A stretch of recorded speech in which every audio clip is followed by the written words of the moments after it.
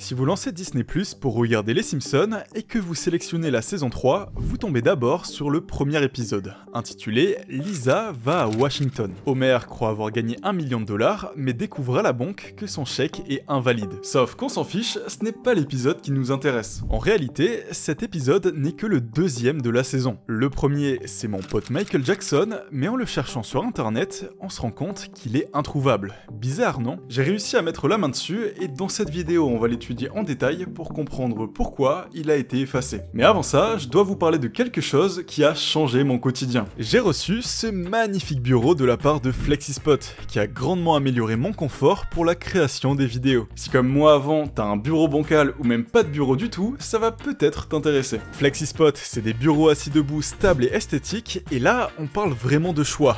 2 pieds, 4 pieds, des bureaux en L, et surtout pour tous les budgets. Le plus, c'est qu'ils sont personnalisables, donc ils s'adapte parfaitement à tous les espaces. Tu choisis la couleur du cadre, la taille et la finition de la planche, et il y a d'autres options pratiques comme des range-câbles, des supports pour écran ou même pour ton PC. Et ce qui est génial, c'est que tu peux visualiser le rendu en direct sur leur site. Moi, j'ai opté pour le modèle E7Q avec 4 pieds, 4 moteurs intégrés et une capacité de charge de 300 kg. Tu peux y installer ton setup complet, ton aspirateur, cette énorme peluche et même toi-même si t'as pas de chaise. Non, plus sérieusement, le bureau supporte bien le poids comme s'il n'y avait rien dessus. Autre avantage, grâce à son panneau de contrôle, tu peux enregistrer tes réglages préférés, assis ou debout, avec une précision au millimètre. Il y a même un port USB pour recharger tes appareils à portée de main. Flexispot a vraiment pensé à tout, avec des options comme l'anti-collision et la sécurité enfant. Bon, perso, j'ai pas de gamin qui court dans mes pattes, mais si c'est votre cas, c'est bien utile. La garantie peut aller jusqu'à 10 ans, et honnêtement, vu la qualité des matériaux utilisés et notamment l'acier au carbone, c'est un bureau conçu pour durer bien au-delà. Et ce n'est pas tout, Flexispot c'est aussi des chaises ergonomiques,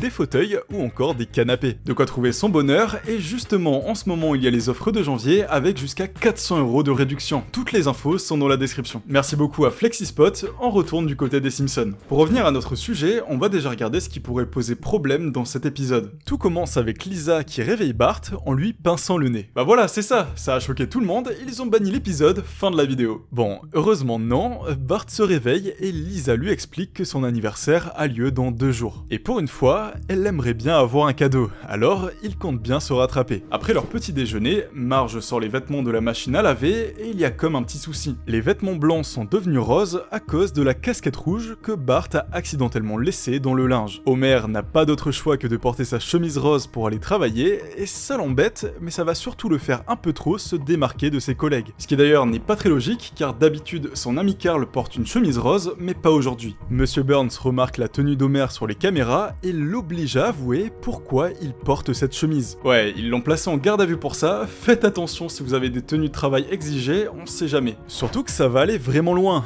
Burns est persuadé que ce changement cache quelque chose, et pour confirmer ça, le docteur Marvin Monroe donne à Homer un questionnaire à répondre. Mais bien sûr, Homer s'en fiche complètement et demande de l'aide à sa famille pour le remplir. Hey Dad, do you hear voices? Yes, I'm hearing one right now while I'm trying to watch TV. Yes. Bon, au final, Bart répond n'importe quoi sur le questionnaire, et au moment d'analyser les réponses, le docteur est formel. Homer est fou, mais surtout dangereux. Il est envoyé sans attendre dans un asile psychiatrique où il se retrouve dans la chambre de ce gars, qui se fait appeler Michael Jackson. She's just a girl who says that I am the one, but the kid is not my son.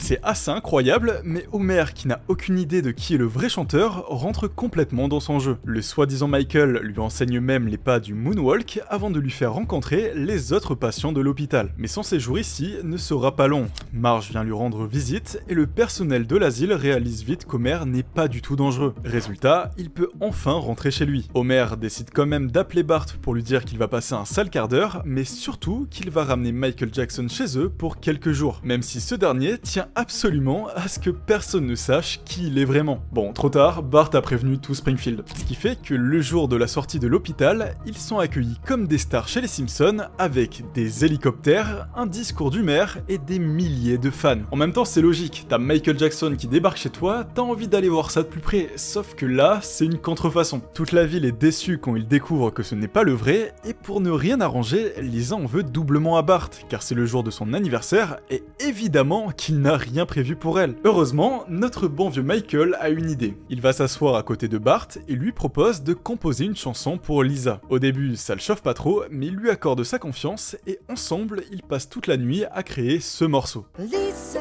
it's your birthday. God bless you this day. Lisa est émue et toute la famille est bouche bée par le talent de Michael, qui en profite pour annoncer sa véritable identité. Il s'appelle Leon Kampowski, sa voix est complètement différente et il explique qu'il a utilisé celle de Michael Jackson juste pour paraître plus cool dans la vie. C'est vraiment juste le chill guy originel. Bon, du coup, pourquoi cet épisode a-t-il été banni en 2019, 28 ans après sa première diffusion? Parce qu'en soi, même si l'épisode touche à un sujet sensible sur les hôpitaux psychiatriques, il n'y a rien de vraiment choquant et il reste plutôt cool dans l'ensemble. Mais évidemment, ce n'est pas à cause de l'épisode lui-même, sinon il aurait été retiré bien plus tôt. Pour donner un peu plus de poids au personnage de Leon Kampowski, il a été doublé par Michael Jackson, qui était un grand fan de la série. C'est lui-même qui aurait contacté directement Matt Groening pour faire partie du show. Mais ce qui est assez marrant, c'est qu'il est crédité sous le pseudonyme de John J. Smith, pour des raisons contractuelles, et ce n'est qu'en 2018 que son rôle a été officiellement confirmé par Matt Groening. Et d'ailleurs, il a certes doublé le personnage, mais que pour les dialogues, pas les chansons. With the friend to call my own, I'll never be alone. Le chanteur que vous entendez, c'est Kip Lennon, et son imitation de Michael Jackson est vraiment bluffante. Pourtant, Michael Jackson a aussi enregistré les chansons, mais pas pour la série. Oui, c'est un sacré bordel. C'est loin d'être la première fois que la série invite des célébrités à prêter leur voix. Dans la saison 2, ils avaient réussi à réunir un total de 14 stars, avec notamment le doubleur américain de Dark Vador. La différence, c'est que le regretté James Earl Jones n'a jamais rencontré de problème avec la justice, ce qui n'était malheureusement pas le cas de Michael Jackson. Doctor, thank you very much. There is breaking news now on Fox News Channel. The Los Angeles Times and the Associated Press are now reporting Michael Jackson has died in Los Angeles this afternoon. La nouvelle de sa mort en 2009 choque le monde entier. Le roi de la pop laisse derrière lui des millions de fans dévastés. En hommage à Michael, la Fox diffuse alors le clip de Do the Bartman, la chanson qu'il a coécrite avec les Simpsons, puis un peu plus tard, l'épisode auquel on fait référence. Et pour certains, la tristesse de perdre une légende est teintée de sentiments plus mitigés. Dans les années 90, Michael Jackson a été accusé d'abus sexuels sur un enfant, Jordan Chandler, puis sur un autre, Gavin Arvizo. Des accusations qui n'ont jamais été prouvées devant la justice. Mais c'est en 2019 que l'affaire prend une tournure encore plus choquante. En mars de cette année-là, le documentaire Living Neverland voit le jour, révélant de nouvelles informations sur ces affaires et apportant des accusations supplémentaires. Je vais pas rentrer dans les détails, mais soyons clairs, c'est pas joyeux. Après la diffusion du documentaire, de nombreux médias prennent des mesures fortes. Plusieurs stations de radio à travers le monde décident de retirer les chansons de Michael Jackson. Dans la foulée, Al Jean, l'un des réalisateurs des Simpsons, va plus loin, en accusant le roi de la pop d'avoir utilisé son apparition vocale pour manipuler et séduire une génération plus jeune de garçons. Mais les accusations ne s'arrêtent pas là. James Brooks, l'un des producteurs de la série, a aussi réagi. Les gens avec qui je travaille et avec qui je me dispute souvent sur les blagues étaient unanimes. C'était un épisode que nous chérissions, il nous a laissé de grands souvenirs et ceux-ci ne disparaîtront pas. Je suis contre l'idée de brûler des livres, mais les Simpsons, c'est notre livre et cela nous donne le droit d'en supprimer un chapitre. Le retrait de l'épisode a été immédiat, partout où cela était possible. À la télévision, sur les plateformes de streaming et même pour les futures ventes de DVD incluant la saison 3. Les responsables de Disney ont suivi la décision et lorsque la série a débarqué sur Disney+, l'épisode était absent. Aujourd'hui, la seule façon de revoir cet épisode est de se tourner vers les vieux DVD, produits avant son retrait. Mais au-delà de toute cette polémique, cet épisode aurait dû avoir une suite, qui n'a jamais vu le jour. Dans cette version, Léon devait revenir en se mettant dans la peau d'un autre chanteur, Prince. Il aurait encouragé les habitants de Springfield à être plus libres et ouverts dans leur vie sexuelle, mais Prince n'a pas validé le script. Ce qui fait que l'épisode, pourtant écrit, est resté dans les tiroirs. Mais l'épisode Mon pote Michael Jackson reste le seul de la série à être totalement inaccessible sur Disney+.